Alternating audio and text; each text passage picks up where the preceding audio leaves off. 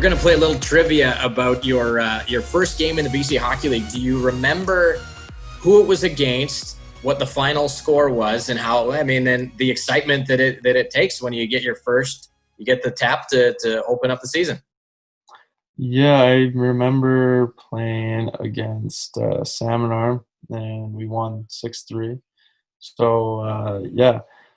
Or sorry, going back to the previous question, sorry, I forgot to answer this part, but I remember me and Cole thinking like, oh, I guess it's him or me kind of thing. So it was kind of, and then once we both made the team, we were like, what the heck? This is crazy, right? But it was Cole was a great guy, and I haven't seen him in a while, which is unfortunate. But I've seen him. He's been traveling a lot. He looks like he's doing well. So, yeah, I mean, going back to your question right now, it was just crazy, the whole thing. I was really nervous, to be honest with you, and really happy that we got the win. I thought I played well in that game, so it was a good overall experience, my first game. Well, and again, you got an assist in your first game too, which is even crazier. They listed you for an assist on a Jimmy Lambert goal in the third period. So that's, pretty impressive when you make an impact like that. I mean, it's trial by fire at 17 years old. I mean, it's hard to be a junior hockey player. They say that there's sort of a welcome to the BCHL moment where, things are going to hit you and it's going to be awfully difficult. You ended up winning your first 3 starts, though. But there was a moment in Chilliwack where, it was probably the first time that, things didn't necessarily go your way. There was a trip in Powell River. How did you sort of get through the difficult times as a 17-year-old, not having a veteran goaltender with you to sort of bounce those things off of you? It's you and Cole learning the ropes at the same time, going through struggles. I mean, how did you sort of manage that? Yeah, it was crazy. I mean, I remember like relying on my parents a lot and just getting advice from goalie coaches like Rob Fuchs and Sean Murray, who were my goalie coaches back home, and just like talking to them and see how I can deal with it. I mean, after the first 3 games or so, I mean, I'm thinking to myself, well, maybe I kind of got the hang of this, but then it kind of kicks you in the butt a little bit and brings you back down to earth. So I thought those experiences were good. Looking back, obviously at the time you're all pissed off and unhappy, but yeah, I just rely on my parents and goalie coaches and advisors and whoever. I mean, even coaches like Mark, Kevin was great. Um, K-Ped was awesome too. So, I mean, it was all really good, I thought, and yeah. So When the season sort of changes a little bit, in your first year in late November, the team, and I distinctly remember this, I had a sinus infection that was absolutely brutal, and driving through the mountains from Wenatchee to the Lower Mainland was horrible. But the team acquires Darian Hansen as your goaltending partner, and he comes over from the USHL, and you get to start in Wenatchee, and you get the hook after 40 minutes of play. How much help did a guy like Darian help you with specifically early? Obviously, he was there to take over as the starter and as a 17-year-old guy, but from all intents and purposes, he's probably one of the best teammates, and it was probably one of the best things that could happen. How was that when you met Darian for the first time, and how much did he help you grow as the rest of the regular season went on? well, to be honest with you, when he first came, I was like, "Are you kidding me?" But then you realize he's literally just the best guy there is. He's an unbelievable person, like great goalie. I mean, he's had a lot of success at Union. It was him helping me through stuff was probably one of my him being at Vernon was probably one of my highlights there. Just so he can teach me different things, and he was a great guy just overall. And I wish him nothing but the best. And yeah, he was just one of the best experiences. It was like a blessing in disguise, honestly. So I mean, obviously I didn't play as much when he came, but when I played, he was super supportive, and it was like it was a blessing in disguise. You get your first BCHL shutout, which would turn into be the first of many. I mean, considering you played 2 seasons, you finished your BCHL career with 8 of them. So you get your first one. So back to this trivia game. Do you remember the game in which you got your first BCHL shutout? Ooh, try to think. I want to say either Trail or I want to see either Trail or West K, but I don't think it's either of those teams. But I don't know. No, Salmon Arm, December 30th. So it was the last start before the new year, and you ended up making 29 saves and a 1-0 win in Salmon Arm, which was I remember that hockey game. It was a goalies duel. You and Kozlowski were going toe to toe in there, and you get your first BCHL shutout. I mean, does something like that, hard to always remember because you had so many the year after, but that first one, did you remember calling anybody or maybe having a guy like Darian there to help you take that moment in? I mean, shutouts don't come around very often, and you got your first one at 17. Yeah, I remember I was trying to figure out when I was going to get one, but I should have known that because I wore my new pads for the first time that game. So I mean, I don't think I had a practice in them yet. So it was kind of crazy. So I mean, I didn't really call him. Nothing really changed. I kind of try and prepare the same way each time. But yeah, I mean, all the guys were super excited for me and stuff. So it was great. It was a really good experience, and probably should have remembered it. But Well, there's lots to take in. I mean, we'll get into it in your second year with the Vipers, and I mean, again, you had so many that year. But I mean, let's talk about the playoffs. You're sort of riding shotgun behind Darian. You guys get trailed in the first round. You get a little bit of action after I think it was in game 3 or 4 of the series. What do you remember about sort of just watching, and the preparation that goes into the playoffs? I mean, it's your first kick at BCHL playoffs, and just like, the NHL, not very many off days. You go 7 games, 10 days potentially. What do you remember about, watching and preparing, sort of taking it all in? Vernon and Trail both had some pretty full rinks back in those days.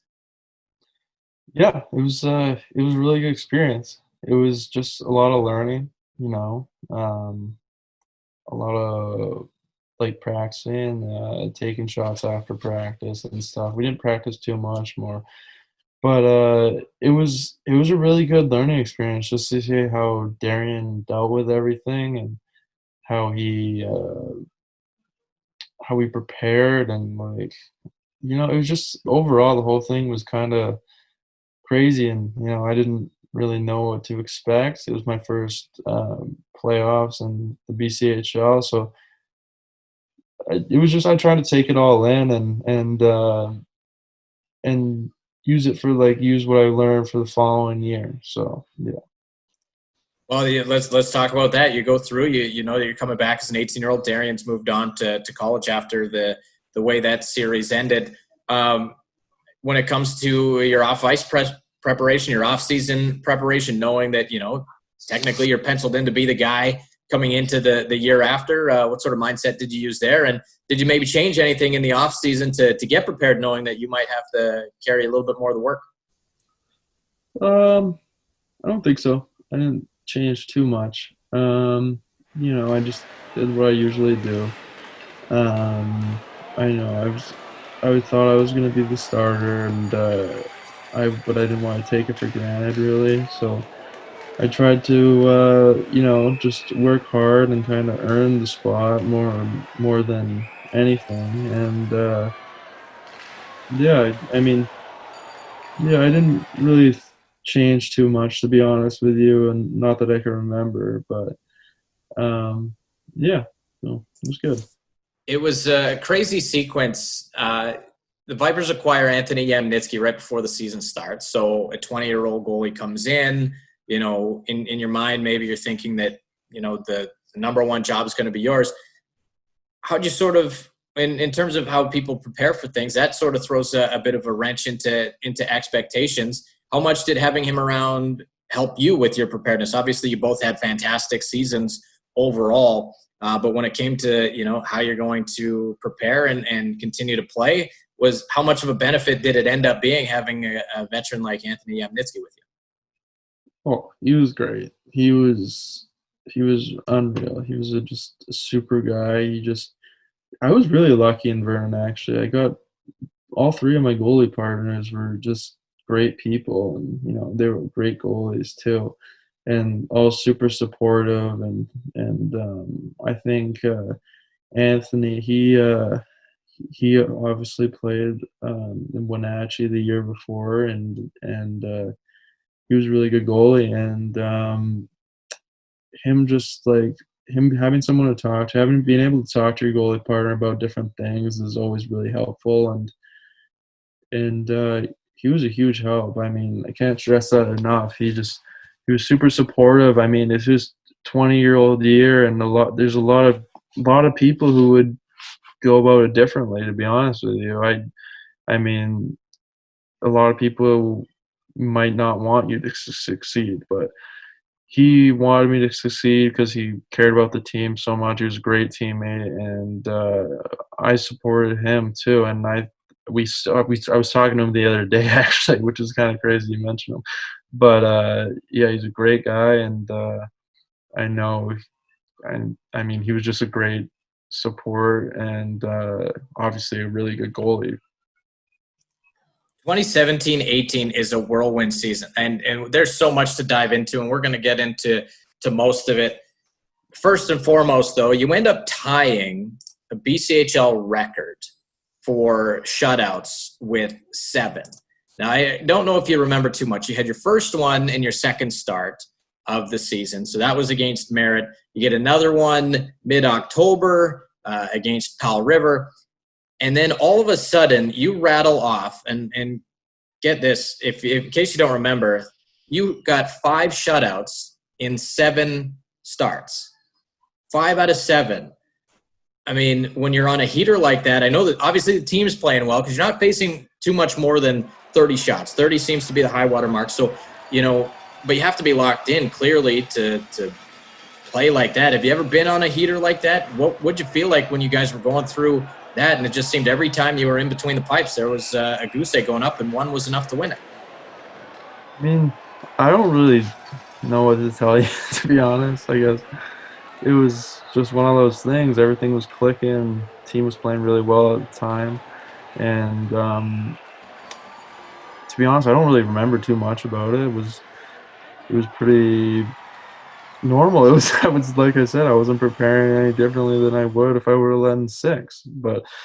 Um, but I don't really know what to tell you. It was just crazy, and like, I mean, we had a really good team that year, so it was tough to like play bad at points. So yeah, I couldn't really give you an explanation, but I almost beat it. I think I was like 40 seconds away from beating it, and then somebody scored on the power play and Merritt. So it was I mean, it's still a cool stat to like tie it or hold it. I don't know what you call it, but like it's it's not just my accomplishment. It's our whole team. So you end up tying with Michael Gartag and Brad Thiessen. So the 3 of you guys have 7, but that's not the only thing. Going through the all-time stats, you're ranked 5th for that season in the regular season in goals against average of 1.87. And this is some pretty impressive company that you're with. Gartag, Stevenson, who just recently surpassed that. Hansen's there. Hunter Misko's in the NHL is there. I mean, Logan Neaton. Gartag's there twice. I mean, those are some fantastic numbers overall, and some great company. Sort of reflecting back on that, what does that mean to you to know that you're in company with some extremely good goaltenders who've gone on to huge things? Yeah, it's really it's kind of flattering, to be honest. But yeah, it's a cool stat. I didn't know that.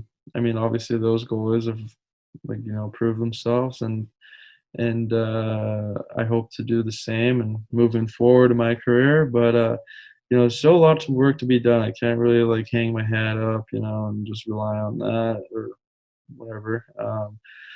But yeah, it's really cool. It just is, I guess it's a cool stat more than anything, and I didn't know that. So I mean, yeah, but That's why they pay me the big bucks, is to remember and search out numbers just like that. Let's get back to the season. That season as a whole, and every guy that I've talked to that was on that team, Connor Merritt, Jagger Williamson, I mean, you guys went through something, though, right in January that no team goes through. It just doesn't – it simply doesn't happen very often. And, you know, you get to participate in one of the coolest games in Vernon franchise history, and that was the Celebrate the Civic game, and you guys come a hair short. And then Duncan Ray passes away right after that, the weekend before you guys play Merritt and Cowichan. I know the group was extremely tight, and that was an extremely emotional time. How did you guys sort of band together to get through something that, you know, adults don't typically go through or always handle with poise and like you guys did? What do you remember about that and how that seemed to bring the group together? And it was already a pretty tight-knit group, and under the worst circumstances, you guys were able to pull through that.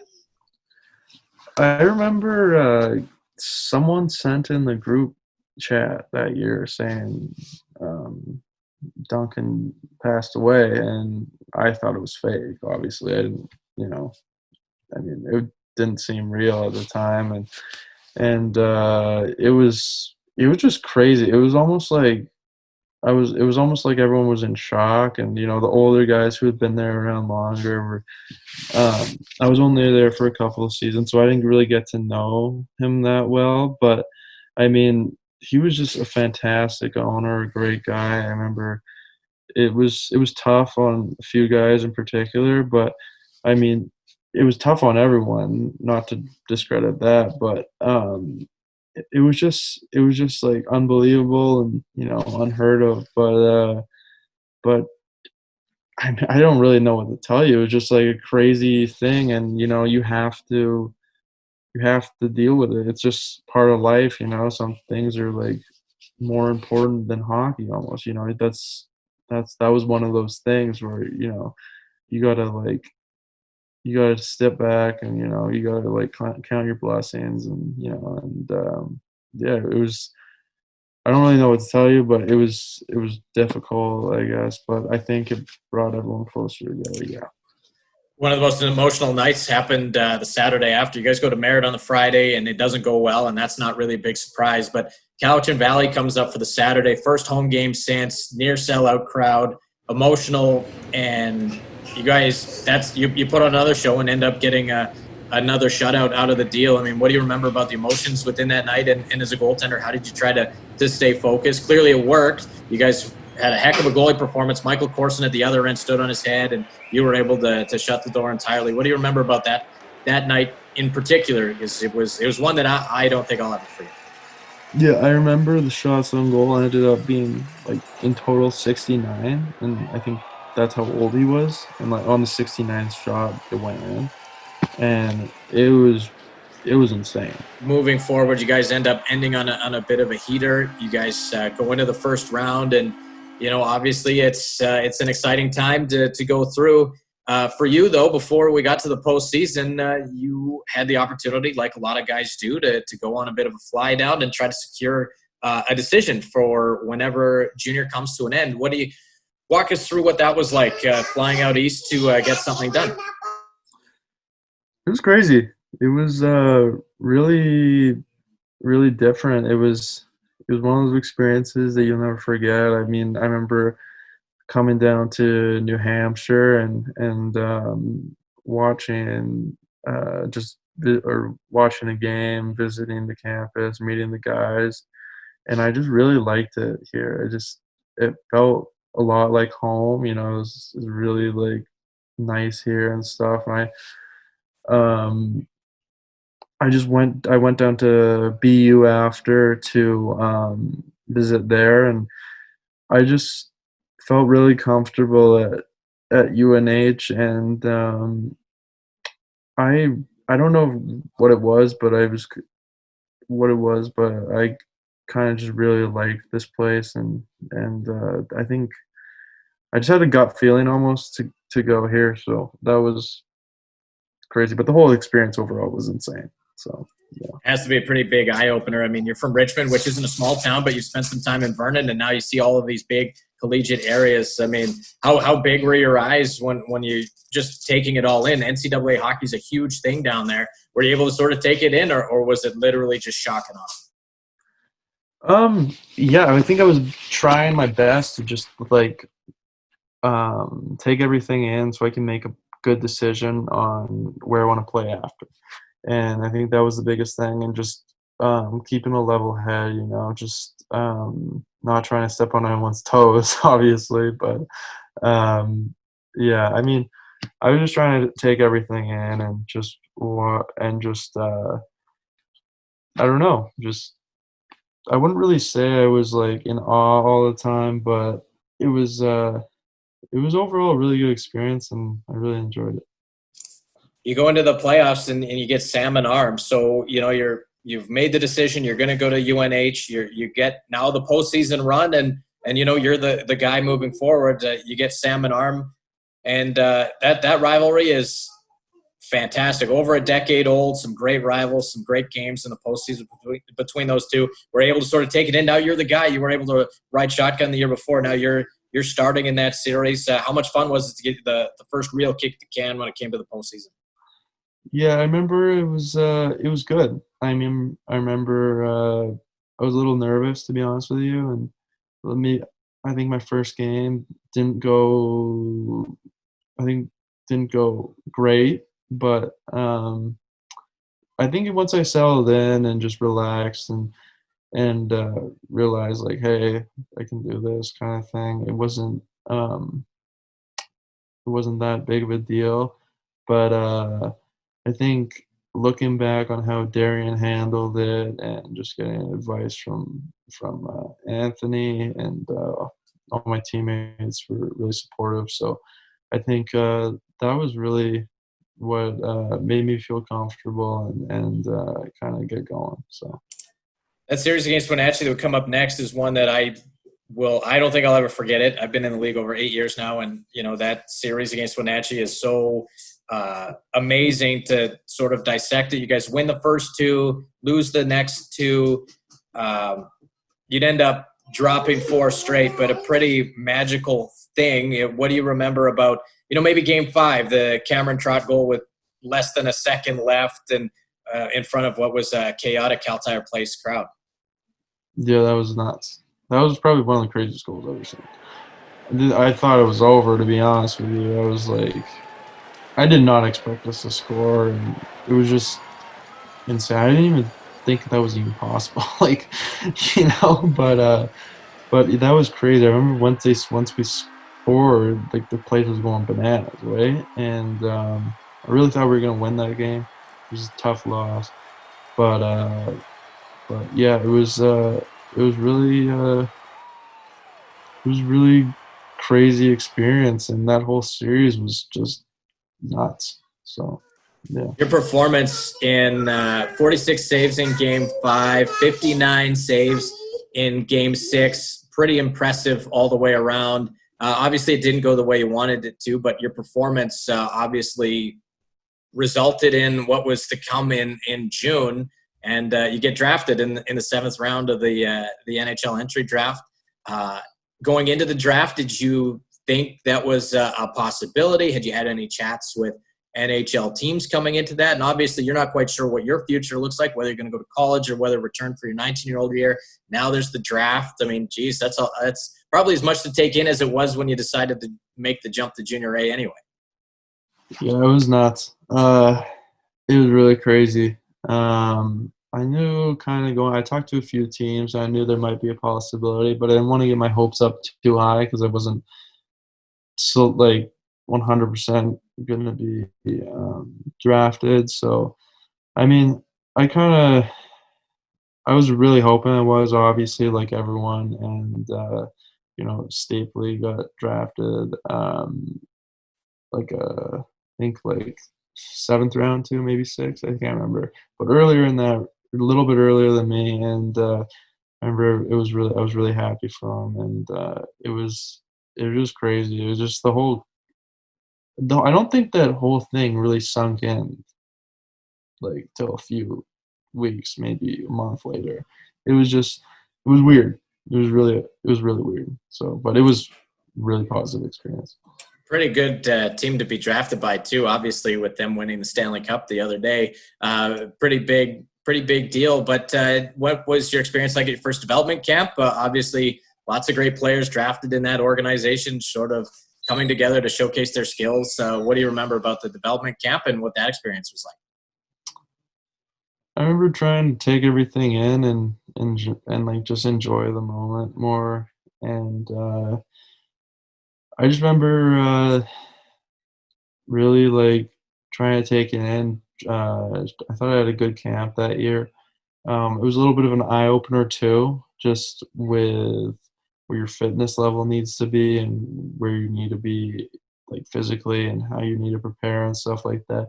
So ever since I've gone there, I've been trying to take in just different, just listen to what they say and follow and bring it and practice that for the next year and just so I can improve my game and all that sort of stuff. So yeah. Your first year of college hockey was 18-19, and then obviously last year. What was the college experience like for you? I've heard that it's quite a bit different structurally. Obviously, the schedule's condensed. There's a ton of travel, and obviously, you're playing up against some of the best hockey players in that age group in the world. Was there sort of an eye-opening welcome to college hockey moment when you finally got a chance to get in there? Oh yeah, oh, big time. And it was crazy. I mean, the college experience so far has been good. It's been really good. I've made a lot of friends. I really like my teammates. I just got to work harder. I gotta. It's very like the college experience. The biggest difference is you don't play 56 games or however many games you play in the BCHL. You play 35. Um, and every game is really important. And if you screw up one game, you might not see the net for a while. It's not like you're a player where you can maybe have a bad game and then be back in the next night. It's definitely a big eye opener. And it's tough. It's a big jump. And I don't think a lot of people realize that. A lot of people come in and they do really well, which is really good. And some people don't do as well. But you gotta realize, you gotta try and figure out why you're not doing well and like what you need to change to be better. So I think from my freshman year to my sophomore year, I changed a lot, and I think I matured a lot overall. And thought I did well, but it's a big jump, and you need to prepare yourself mentally, and yeah. So, Junior year coming up, obviously COVID sort of thrown a wrench into preparation plans and all that sort of stuff. Obviously, from as we speak right now, you're in New Hampshire and 3 hours ahead, so closer to bedtime. But what sort of things or challenges are you guys facing in terms of whether or not your season's going to happen? Some of the procedures and protocols that everybody's kind of going through right now. How's that sort of adjusted your day to day? it's crazy, really different than the first 2 years. So I mean, we have to get one of these wristbands to each day to like say, hey, you're good to participate, and you don't have any. You get tested twice a week for coronavirus. And yeah, it's been nuts. Everything's up in the air at this point. No one knows what's happening. You know it's it's a little it's really crazy. And it's just you want to play, and don't know what's going to happen. There's some people who don't want you to play, and there's other people who want you to play, and you're hoping that you're going to end up playing. But what you got to do is you just got to focus on the things that you can control. And you can't really worry about that outside stuff. Like, things will happen for a reason. They'll Everything will work itself out, I think. And I don't I don't think that you need to stress about it or whatever. You just gotta deal with it. Like, I mean, at the start, I remember thinking this is so annoying, but now I'm kind of getting used to it. And you got to realize it's part of the process, and just you got to deal with all that stuff. As we wrap this up, and again, we really appreciate you taking the time. I mean, we sort of give usually a tip of the cap. Viper fans consume this content; they love these interviews and these chats with Vipers, because all of a sudden the season's gone and the players are gone, and sometimes they don't return. So, is there anything you'd like to say to the Viper fans who had a chance to really enjoy watching you over the last, the 2 years that you were there, and obviously tracking your progression and how things are growing for you? Do you have anything you'd like to share? Well, first of all, I want to say thanks for all the support. I had an unbelievable time in Vernon. We were the best fans in the BCHL. And, I want to wish him luck this year. My brother Trey's on the team this year, so don't be too hard on him this year. Yeah, I just want to say thanks for, taking me in. And I really love my time there, and good luck this season. Well, Trey or Ty, we really appreciate it. I'm surprised I didn't do that more. Ty, we really, really appreciate the time. All the best this coming season with New Hampshire, and I'm sure we'll chat again. Perfect. Thank you so much, Graham.